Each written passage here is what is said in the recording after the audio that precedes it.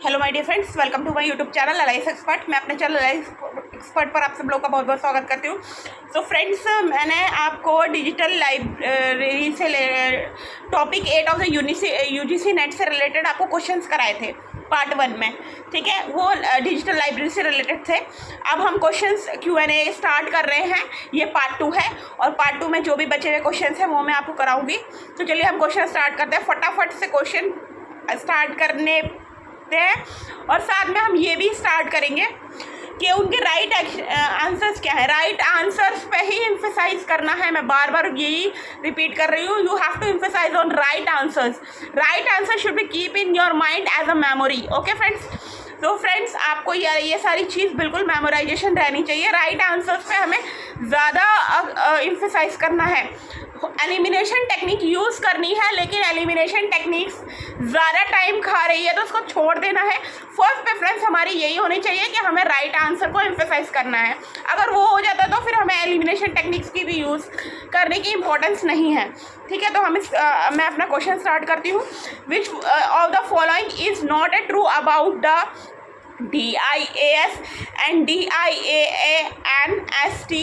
as a archive for a digital library। अब ये पूछ रहा है कि एक DIAS है, DINS डिजिटल लाइब्रेरी आर्काइव्स है, फॉर आर्किटेक्चर है for digital library.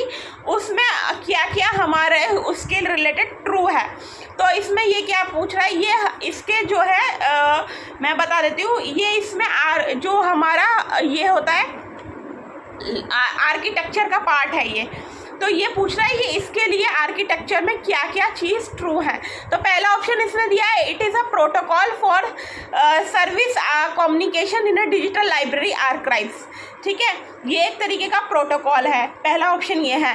Second option है, it has a structured document model.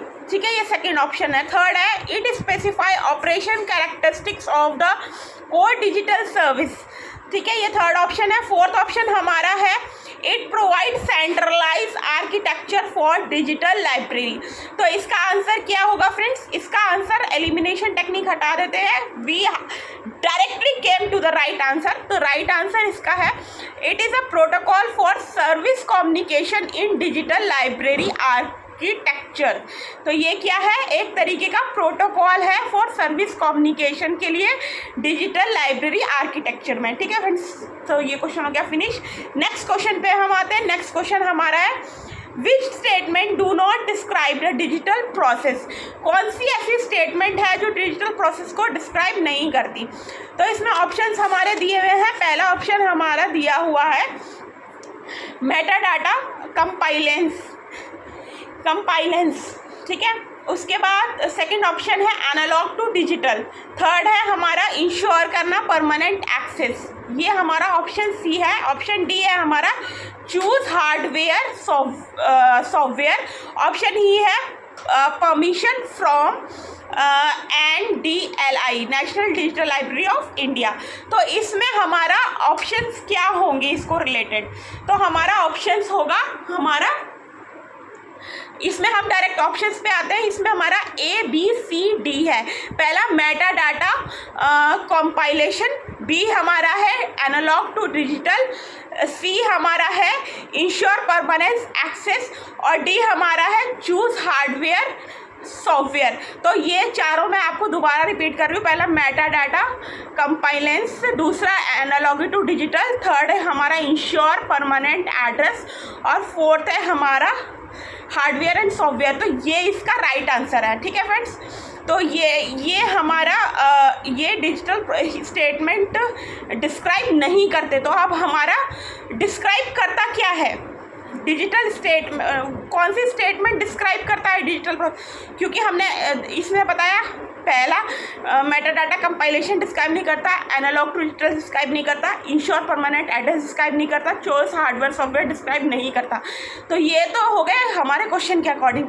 लेकिन अगर हम देखें तो क्या कौन सी स्टेटमेंट है जो डिजिटल प्रोसेस को डिस्क्राइब करती है? तो वो हमारा है permission from national Digital Library of India, permission from national Digital Library of India, permission from national Digital Library of India, that is option E. Okay, तो ये है, लेकिन ये क्वेश्चन हमारा नेगेटिव सेंस में है तो हमारा आंसर वही रहेगा, लेकिन अगर हम रिकॉल करना चाहें तो ये परमिशन, ये अगर कौन सी स्टेटमेंट है, अगर इसको पॉजिटिव में कन्वर्ट करें तो ये हमारा रहेगा, लेकिन हमें क्वेश्चन के अकॉर्डिंग ही चलना है, तो क्वेश्चन के अकॉर्डिंग होगा ABCD आंसर है इसका, ठीक है। और अगर क्वेश्चन नेगेटिव सेंस में है तो ABCD इसका आंसर है। अगर इसका अपोजिट सेंस ले, अगर पॉजिटिव सेंस में आता तो परमिशन फ्रॉम, ये ऑप्शन इसका आंसर होगा, permission from digital Library of India.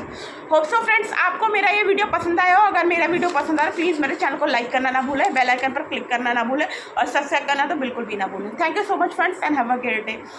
Friends मैं लास्ट टाइम फिर बोल रही हूँ, आंसर में राइट जो है उसी को ही एम्फेसाइज करना है, ठीक है friends. Okay friends, have a good day and bye bye.